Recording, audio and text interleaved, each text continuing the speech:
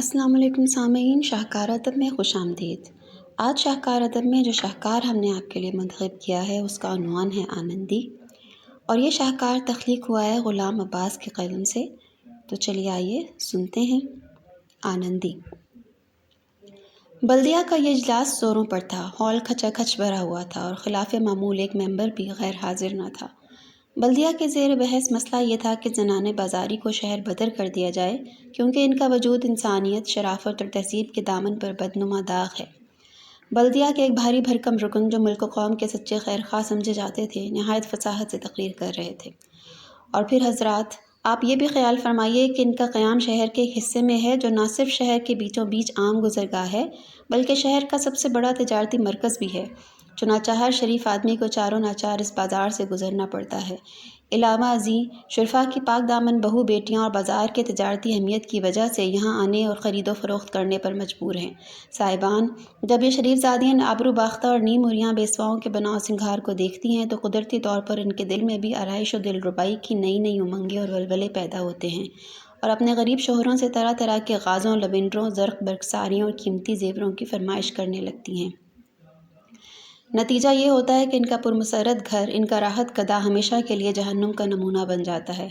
اور صاحبان، پھر آپ یہ بھی تو خیال فرمائیے کہ نونہالان قوم جو درس گاہوں میں تعلیم پا رہے ہیں اور جن کی آئندہ ترقیوں سے قوم کی امیدیں وابستہ ہیں، اور قیاس کہتا ہے کہ ایک نہ ایک دن قوم کی کشتی کو بھنور سے نکالنے کا سہرا پھر انہی کے سر بندھے گا، انہیں بھی صبح و شام اسی بازار سے ہو کر آنا جانا پڑتا ہے۔ یہ قحبائیں ہر وقت 12 ابھرن 16 سنگھار کیے ہر راہ پر بے حجابانہ نگاہوں مجا کے تیر و سناں برساتی اور اس دعوت حسن پرستی دیتی ہیں۔ انہیں دیکھ کر ہمارے بھولے بھالے نہ تجربہ کار جوانی کے نشے میں سرشار، سود و ضیاع سے بے پرواہ نونہالان قوم اپنے جذبات و خیالات اور اپنی اعلیٰ سیرت کو معیشت کے مسموم اثرات سے محفوظ رکھ سکتے ہیں؟ صاحبان، کیا ان کا حسن زاہد فریب ہمارے نونہالان قوم کو جادہ و مستقیم سے بھٹکا کر ان کے دل میں گناہ کی پراسرار لذتوں کی تشنگی پیدا کر کے ایک بے کلی، ایک اضطراب، ایک ہیجان برپا نہ کرتا ہوگا؟ اسی موقع پر ایک رکن بلدیہ جو کسی زمانے میں مدرس رہ چکے تھے، اعداد و شمار سے شغف رکھتے تھے، بول اٹھے۔ صاحبان، واضح رہے امتحانوں میں ناکام رہنے والے طلباء کا تناسب پچھلے 5 سال کی نسبت جوڑا ہو گیا ہے۔ ایک رکن نے جو چشمہ لگائے ہوئے تھے اور ہفتہ وار اخبار کے مدیر اعزازی تھے، تقریر کرتے ہوئے کہا، حضرات، ہمارے شہر سے روز بروز غیرت، شرافت، مردانگی، نیکوکاری، پرہیزگاری اٹھتی جا رہی ہے، اور اس کی بجائے بے غیرتی، نامردی، بزدلی، بدماشی، چوری اور جعلسازی کا دور دورہ ہوتا جا رہا ہے۔ منشیات کا استعمال بہت بڑھ گیا ہے، قتل و غارت، خودکشی، دیوالیہ نکالنے والی وارداتیں بڑھتی جا رہی ہیں۔ اس کا سبب محض اس زنانِ بازاری کا ناپاک وجود ہے، کیونکہ ہمارے بھولے بھالے شہری ان کے زلف گراگیر کے اسیر ہو کر ہوش و خرد کھو بیٹھتے ہیں، اور ان کے بارگاہ تک رسائی کی زیادہ سے زیادہ قیمت ادا کرنے کے لیے ہر جائز و ناجائز طریقے سے زر حاصل کرتے ہیں۔ بعض اوقات وہ اس سعی و کوشش میں جامع انسانیت سے باہر ہو جاتے ہیں اور نہایت قبیح افعال کا ارتکاب کر بیٹھتے ہیں۔ نتیجہ یہ ہوتا ہے کہ یا تو وہ جان عزیزی سے ہاتھ دھو بیٹھتے ہیں یا جیل خانوں میں پڑے سڑتے رہتے ہیں۔ ایک پینشن یافتہ معمر رکن جو ایک وسیع خاندان کے سرپرست تھے اور دنیا کا سرد و گرم دیکھ چکے تھے، اب کشمکش حیات سے تھک کر باقی ماندہ عمر سستانے اور اپنے اہل عیال کو اپنے سائے میں پنپتا ہوا دیکھنے کے متمنی تھے، تقریر کرنے اٹھے۔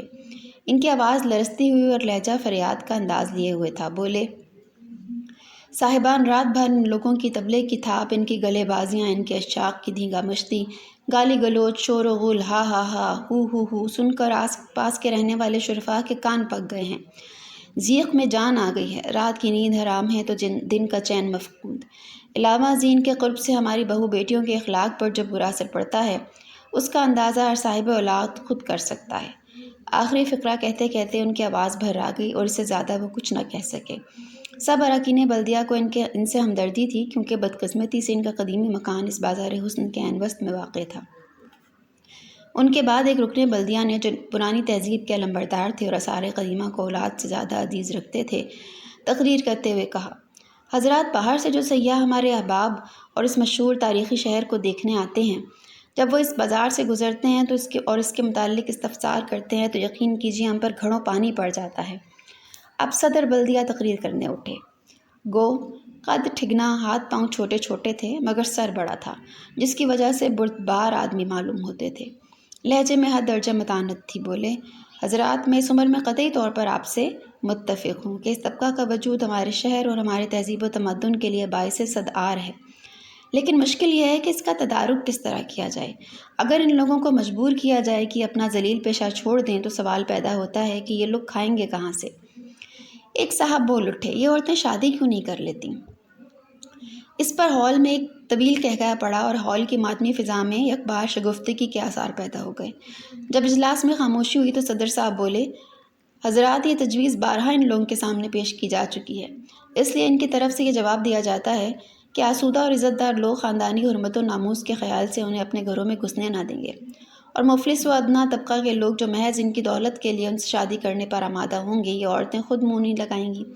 اس پر ایک صاحب بولے، بلدیہ کو ان نجی معاملوں میں پڑنے کی ضرورت نہیں۔ بلدیہ کے سامنے تو مسئلہ یہ ہے کہ یہ لوگ چاہیں جہنم میں جائیں مگر اس شہر کو خالی کر دیں۔ صدر نے کہا، صاحبان، یہ بھی آسان کام نہیں، ان کی تعداد 10-20 نہیں، سینکڑوں پر پہنچتی ہے، اور پھر ان میں سے بہت سی عورتوں کے ذاتی مکانات بھی ہیں۔ یہ مسئلہ کوئی مہینہ بھر بلدیہ کے زیر بحث رہا اور بالآخر تمام ارکان کے اتفاق رائے سے یہ امر قرار پایا کہ زنانِ بازاری کے مملوکہ مکانوں کو خرید لینا چاہیے اور ان کو رہنے کے لیے شہر سے کافی دور کوئی الگ تھلگ علاقہ دے دینا چاہیے۔ ان عورتوں نے بلدیہ کے اس فیصلے کے خلاف سخت احتجاج کیا۔ بعض نے نافرمانی کر کے بھاری جرمانے اور قیدیں تک بھگتیں، مگر بلدیہ کی مرضی کے آگے کوئی پیش نہ چل سکی اور وہ ناچار صبر کر کے رہ گئیں۔ اس کے بعد ایک عرصہ تک زنانِ بازاری کے مملوکہ مکانوں کی فہرستیں اور نقشے تیار ہوتے اور مکانوں کے گراہک پیدا کیے جاتے رہے۔ بیشتر مکانوں کو بذریعہ نیلام فروخت کرنے کا فیصلہ کیا گیا۔ ان عورتوں کو 6 مہینے تک شہر میں اپنے پرانے مکانوں میں ہی رہنے کی اجازت دی گئی تاکہ وہ اس عرصے میں نئے علاقے میں مکان بنوا سکیں۔ ان عورتوں کے لیے جو علاقہ منتخب کیا گیا وہ شہر سے 6 کوس دور تھا۔ 5 کوس تک پکی سڑک جاتی تھی اور اس کے آگے کچا راستہ تھا۔ اسی زمانے میں وہاں کوئی بستی ہوگی، مگر اب تو کھنڈروں کے سوا کچھ نہ رہا تھا جن میں سانپوں اور چمگادڑوں کے مسکن تھے اور دن دہاڑے الو بولتے تھے۔ اس علاقے کے نواح میں کچے گھروندوں والے کئی چھوٹے چھوٹے گاؤں تھے، مگر کسی کا فاصلہ یہاں سے 2-2.5 میل سے کم نہ تھا۔ ان گاؤں کے بسنے والے کسان دن کے وقت کھیتی باڑی کرتے یا یوں ہی پھرتے پھراتے ادھر نکل آتے تو نکل آتے، ورنہ عام طور پر اس شہر خاموشہ میں آدم ذات کی صورت نظر نہ آتی تھی۔ بعض اوقات روز روشن ہی میں گیدڑ اس علاقے میں پھرتے پائے گئے۔ 500 سے کچھ اوپر بیسواؤں میں سے صرف 14 ایسی تھیں جو اپنے شاخ کی وابستگی یا خود اپنی دلبستگی یا کسی اور وجہ سے شہر کے قریب آزاد رہنے پر مجبور تھیں اور اپنے دولت مند چاہنے والوں کی مستقل مالی سرپرستی کے بھروسے پر بادل نخواستہ اس علاقے میں رہنے پر آمادہ ہو گئی تھیں، ورنہ باقی عورتوں نے سوچ رکھا تھا کہ وہ یا تو اسی شہر کی ہوٹلوں کا اپنا مسکن بنائیں گی یا بظاہر پارسائی کا جامہ پہن کر شہر کے شریف محلوں کے کونوں کھدروں میں جا چھپیں گی یا پھر اس شہر کو ہی چھوڑ دیں گی۔ یہ 14 بیسوائیں اچھی مالدار تھیں۔ اس شہر میں جو ان کے مملوکہ مکان تھے ان کے دام انہیں اچھے مل گئے تھے اور اس علاقے میں زمین کی قیمت برائے نام تھی، اور سب سے بڑھ کر یہ کہ ان کے ملنے والے دل و جان سے ان کی مالی امداد کرنے کے لیے تیار تھے۔ چنانچہ انہوں نے اس علاقے میں جی کھول کر بڑے عالیشان مکان بنوانے کی ٹھان لی۔ ایک اونچی اور ہموار جگہ پر جو ٹوٹی پھوٹی قبروں سے ہٹ کر تھی منتخب کی گئی۔ زمین کے قطعے صاف کرائے گئے، چابک دست نقشہ نویسوں سے مکانوں کے نقشے بنوائے گئے اور چند ہی روز میں تعمیر کا کام شروع ہو گیا۔ دن بھر اینٹ، مٹی، چونا، شہتیر، گارڈر، دوسرا عمارتی سامان لاریوں، چھکڑوں، گدھوں اور انسانوں پر لاد کر اس بستی میں آتا۔ منشی حساب کتاب کی کاپیاں بغلوں میں دبائے انہیں گنواتے، کاپیوں میں درج کرتے، تعمیر عمارت میں معماروں کو کام کے متعلق ہدایت دیتے، معمار مزدوروں کو ڈانٹتے، مزدور ادھر ادھر پھرتے، مزدورنیوں کو چلا چلا کر پکارتے اور اپنے ساتھ کام کرنے کے لیے بلاتے۔ غرض سارا دن ایک شور، ایک ہنگامہ رہتا۔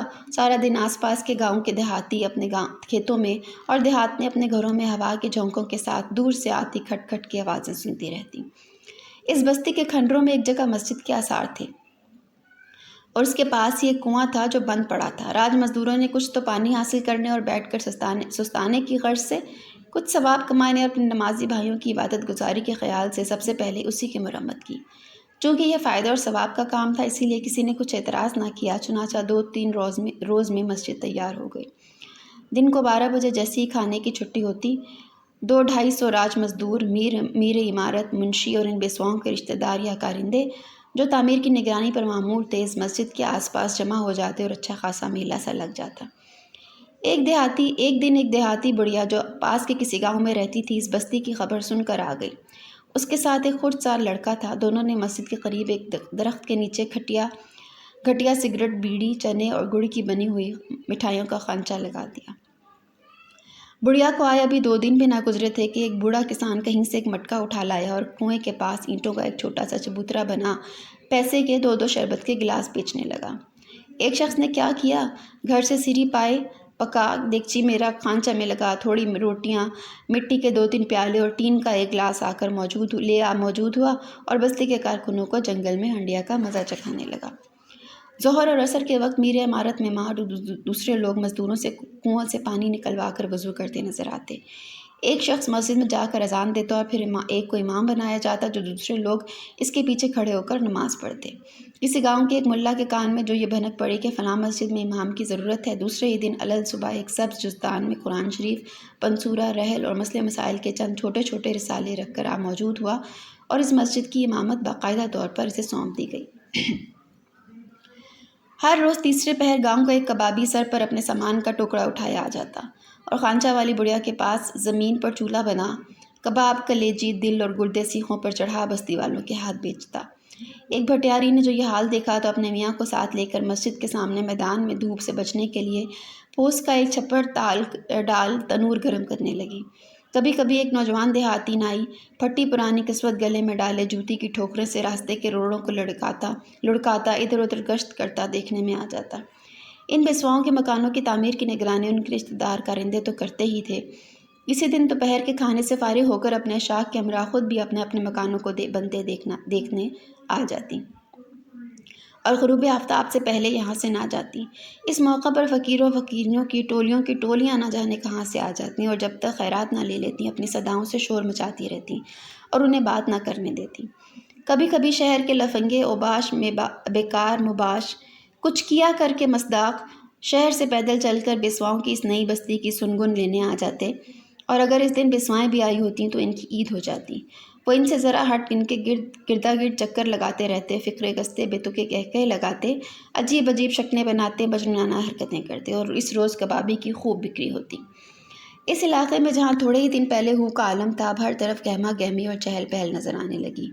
شروع اس علاقے کی ویرانی سے بیسواؤں کو یہاں آ کر رہنے کے خیال سے جو وحشت ہوتی تھی وہ بڑی حد تک جاتی رہی اور اب وہ ہر مرتبہ خوش اپنے مکانوں کی آرائش اور اس مغروب رنگوں کے متعلق معماروں کو تاکیدیں کر جاتی تھی۔ بستی میں ایک جگہ ٹوٹا پھوٹا مزار تھا جو قرائن سے کسی بزرگ کا معلوم ہوتا تھا۔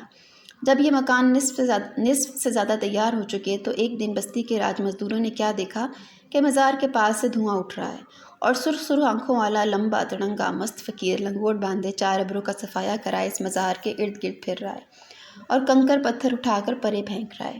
دوپہر کو ایک فقیر ایک گھڑا لے کر کنویں پر آیا اور پانی بھر کر مزار پر لے جانے لگا۔ ایک دفعہ جو آیا تو کنویں پر 2-3 راج مزدور کھڑے تھے۔ وہ نیم دیوانگی اور نیم فرزانگی کے عالم میں کہنے لگا، جانتے ہو یہ کس کا مزار ہے؟ کڑک شاہ پیر بادشاہ کا، میرے باپ دادا ان کے مجاور تھے۔ اس کے بعد اس نے ہنس کر اور آنکھوں میں آنسو بھر کے پیر کڑک شاہ کی کچھ جلالی کرامات بھی ان راج مزدوروں سے بیان کی۔ شام کو یہ فقیر کہیں سے مانگ تانگ کر مٹی کے 2 دیے اور سرسوں کا تیل لے آیا اور پیر کڑک شاہ کے سرہانے پائندی چراغ روشن کر دیے۔ رات کو پچھلے پہر کبھی کبھی اس مزار سے اللہ کا نعرہ مست سنائی دے جاتا۔ 6 مہینے نہ گزر پائے تھے کہ 14 مکان بن کر تیار ہو گئے۔ یہ سب کے سب 2 منزلہ اور قریب ایک ہی وضع کے تھے، 7 ایک طرف اور 7 دوسری طرف، بیچ میں چوڑی سڑک تھی اور ہر مکان کے نیچے 4 دکانیں تھیں۔ مکان کی بلائی منزل پر سڑک کے رخ وسیع برآمدہ تھا۔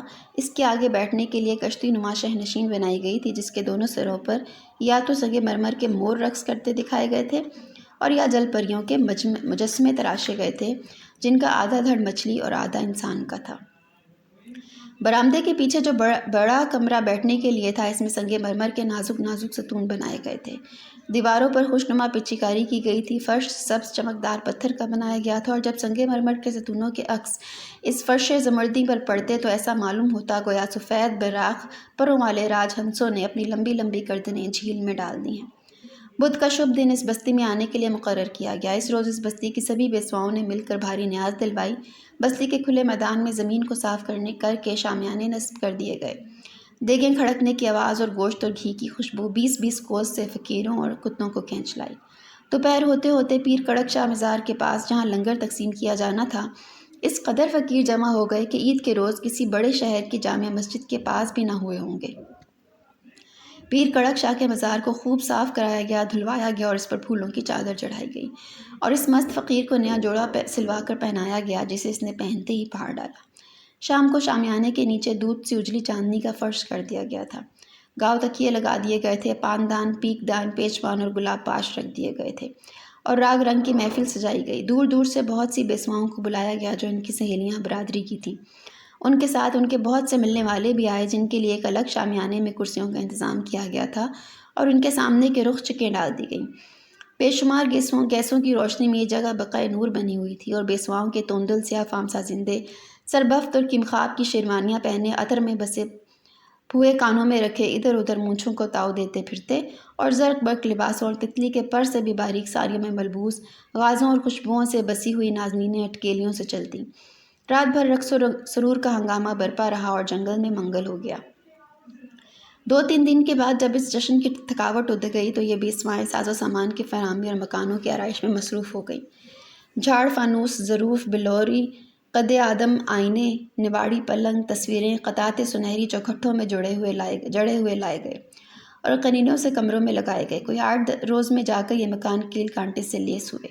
یہ عورتیں دن کا بیشتر استادوں سے رقص و سرور کی تعلیم لینے، غزلیں یاد کرنے، دھنیں بٹھانے، سبق پڑھنے، تختی لکھنے، سینے پرونے کاڑھنے، گراموفون سننے، استادوں سے تاش اور کیرم کھیلنے، نوک جھوک سے جی بہلانے یا سونے میں گزارتی اور تیسرے پہر غسل خانوں میں نہانے جاتی جہاں ان کے ملازموں نے دستی پمپوں سے پانی نکال کر ٹب بھرے رکھے ہوتے۔ اس کے بعد وہ بناؤ سنگھار میں مصروف ہو جاتی۔ جیسے ہی رات کا اندھیرا پھیلتا یہ مکان گیسوں کی روشنی سے جگمگا اٹھتے جو جا بجا سنگ مرمر کی آدھے کھلے ہوئے کمروں میں نہایت صفائی سے چھپائے گئے تھے اور مکانوں کی کھڑکیوں اور دروازوں کے کواڑوں کے شیشے جو پھول پتیوں کی وضع کے کاٹ کر جوڑے گئے تھے ان کے قوس و قزح کے رنگوں کی سی روشنیاں دور سے جھلمل کرتی نہایت بھلی معلوم ہوتی۔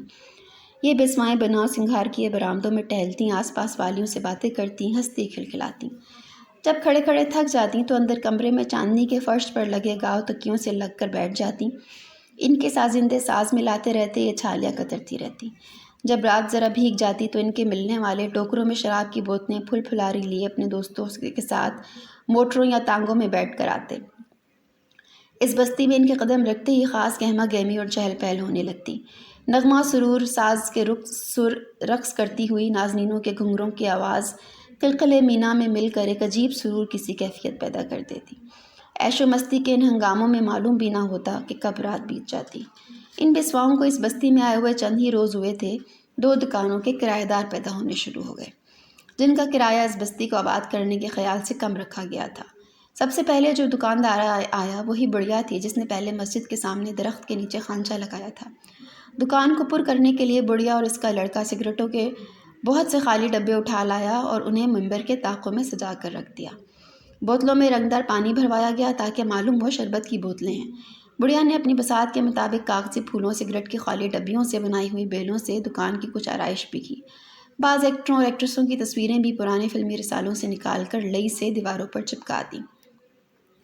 دکان کا اصل مال تو 2-3 قسم کے سگریٹ، 3-4 پیکٹوں، بیڑی کے 8-10 بنڈلوں، دیا سلائی کی نصف درجن ڈبیوں، پانوں کی 1 ڈھولی، پینے کے تمباکو کی 3-4 ٹکیوں اور موم بتیوں کے نصف بنڈل سے زیادہ نہ تھا۔ دوسری دکان میں ایک بنیا، تیسری میں حلوائی اور شیر فروش، چوتھی میں قصائی، 5ویں میں کبابی، چھٹے میں کنجڑے آبسے۔ کنجڑا آس پاس کے دیہات سے سستے داموں 4-5 قسم کی سبزیاں لے آتا، یہاں خاصے منافع پر بیچ دیتا۔ 1-8 ٹوکرا پھلوں کا بھی رکھ لیتا۔ چونکہ دکان خاصی کھلی تھی ایک پھول والا اس کا ساتھی بن گیا۔ وہ دن بھر پھولوں کے ہار، گجرے اور طرح طرح کے گہنے بناتا اور شام کو انہیں چنگیر میں ڈال کر ایک مکان پر لے جاتا اور نہ صرف پھول ہی بیچ آتا بلکہ ہر جگہ 1-2 گھڑی سازندوں سے گپ شپ بھی ہانک لیتا اور حقے کے دم بھی لگا آتا۔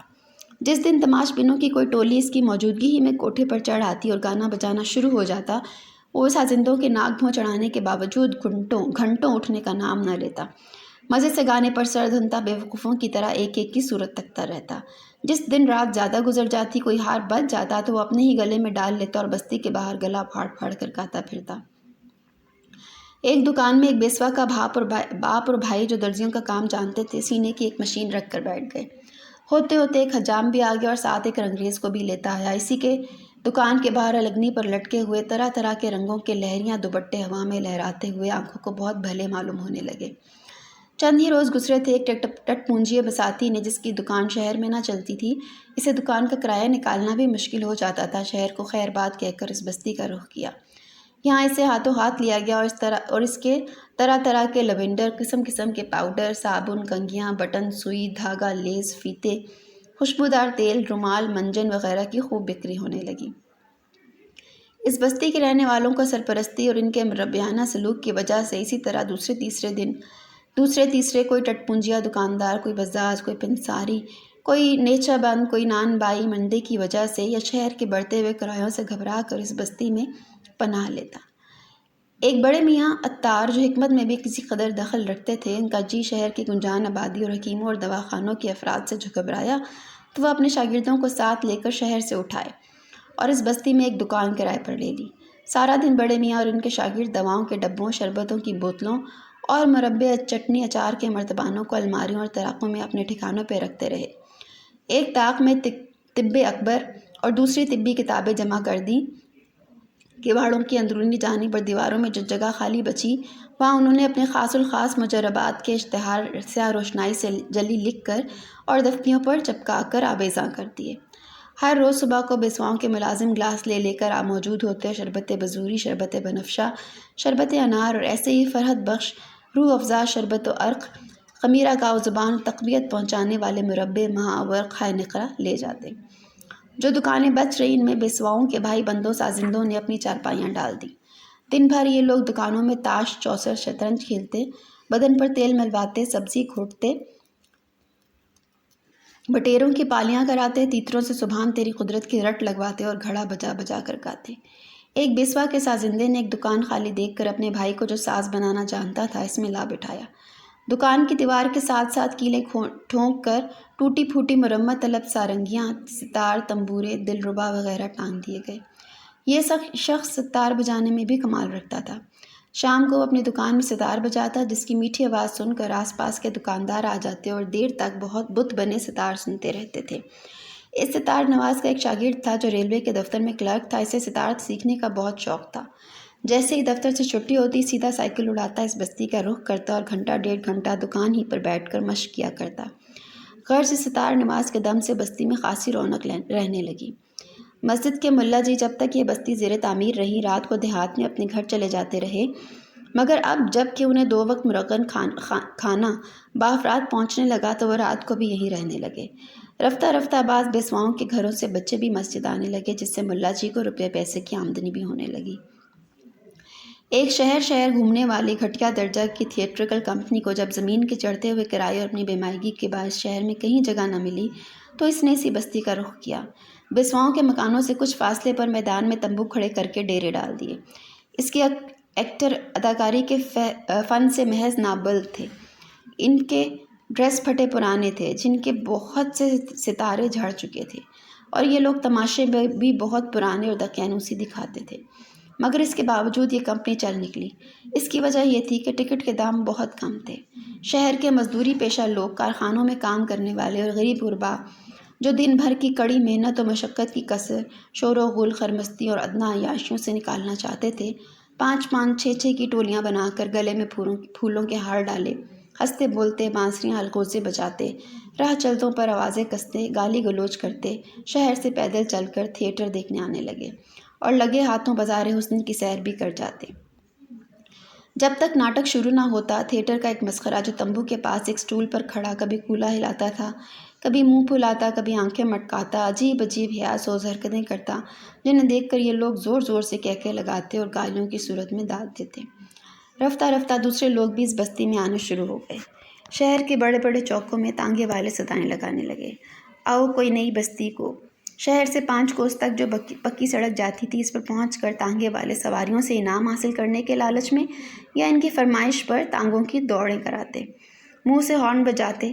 جب کوئی تانگا آگے نکل جاتا تو اس کی سواریاں ناروں سے آسمان سر پر اٹھا لیتی۔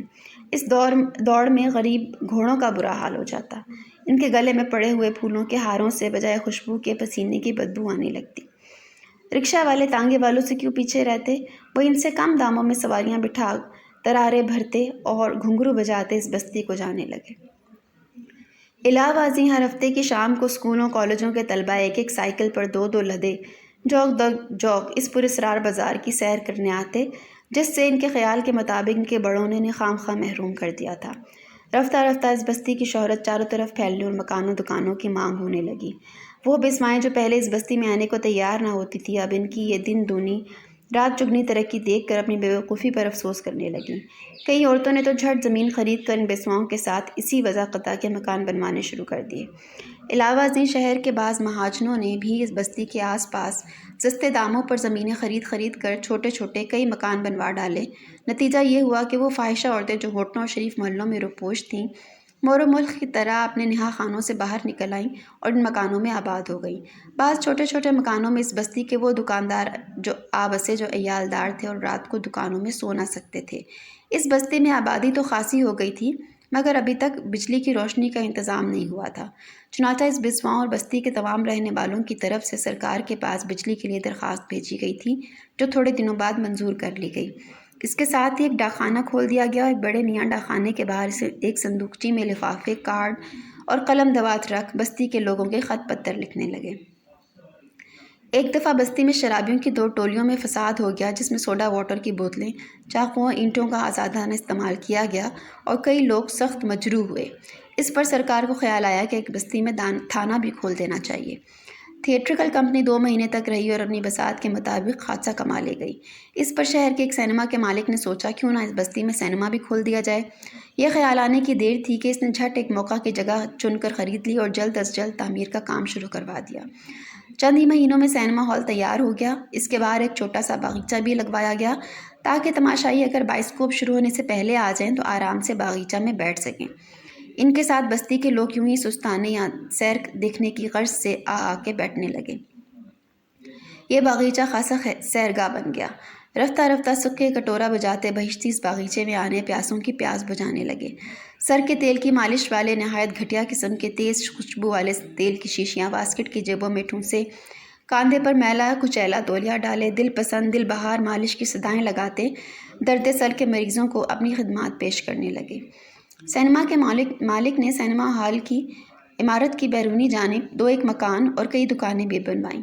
ایک مکان میں ہوٹل کھل گیا جس میں رات کو قیام کرنے کے لیے کمرے بھی مل سکتے تھے، اور دکانوں میں سوڈا واٹر کی فیکٹری والا، ایک فوٹوگرافر، ایک سائیکل مرمت والا، ایک لانڈری والا، 2 پنواڑی، ایک بوٹ شاپ والا اور ایک ڈاکٹر ماں اپنے دواخانے کے آ رہے۔ ہوتے ہوتے پاس ہی ایک دکان میں کلال خانہ کھلنے کی اجازت مل گئی۔ فوٹوگرافر کی دکان کے باہر ایک کونے میں گھڑی ساز نے آ ڈیرا جمایا اور ہر وقت محدب شیشہ آنکھ پر چڑھائے گھڑیوں کے کل پرزوں میں غلطاں پیچا رہنے لگا۔ اس بستی کے کچھ ہی دن بعد بستی میں نل روشنی کے باقاعدہ انتظام کی طرف توجہ دی جانے لگی۔ سرکاری کارندے سرخ